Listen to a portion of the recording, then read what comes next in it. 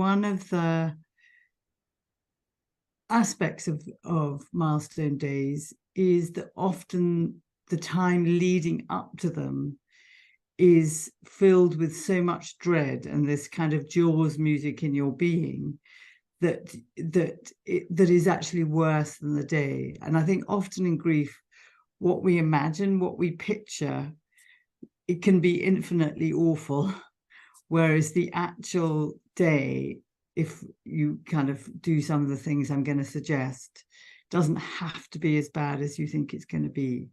So I think the first thing is kind of acknowledge the feelings that you have and allow them and name them, that you feel dread or worried or anxious or sad or furious or all of those feelings all at once.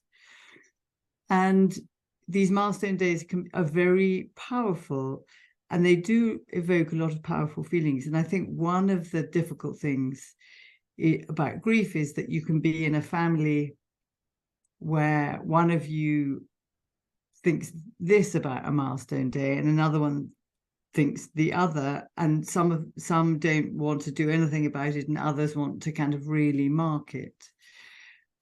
So I think the first step is to kind of recognize and legitimize your feelings, that you can have them and allow them, and also to allow difference, be flexible with others. There isn't a right or a wrong way to grieve, as I say in the app, but also there really isn't a kind of, there's no judgment if someone doesn't want to mark a milestone day. It's what they can cope with. And it's no judgment if you don't want to mark a milestone day, so don't judge yourself. I think what's helpful, first of all, is to plan ahead. So it's not like these days come at you completely out of the blue, because you can see them coming. So what I suggest, for instance, around Christmas, if someone has died in the year, and this is your first Christmas, but actually even your second or third or whatever Christmas it is, where there's this real presence of absence, where your previous Christmases with the person that you love was there, and now there's this awful space, the kind of empty table setting, as it were, where this person was, is to, I would talk together with I hope you have people who you're going to have Christmas with, who are family, who you normally spend time with. Talk about both what are the things that you're finding difficult and that worry you, and talk about the things that you think would support you. And so they'll be very different for everybody. But in some way, naming what you want and naming what you're worried about, then a draft plan will kind of evolve. Some people, I mean, I'm going on about Christmas just because it's sort of front of mind because it's coming up soon. Some people decide not to have a Christmas. Some people volunteer over Christmas.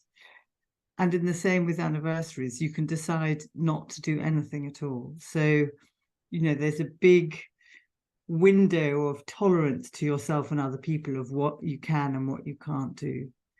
But certainly planning ahead really helps. And what I talk about in the app is the structure, so planning, but also that the love never dies for the person who has died, your love for them, and their love is in you. And so having touchstones to memory, ways to remember that person on that significant day, can be very consoling and also really important to kind of bring them in. So it could be that you have a candle with some flowers, and a photograph, or just a candle. You could revisit a special place with a friend or with a family member. You can write the person a letter or a poem or a card.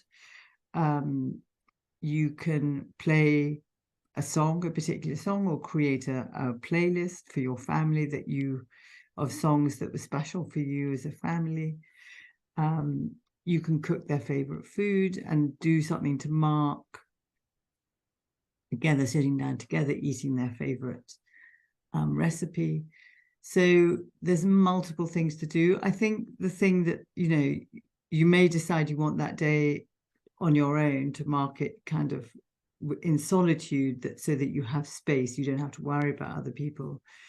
but I would top and tail that solitude with connection to other people, because I think often the intensity of the loss does feel very raw on those days.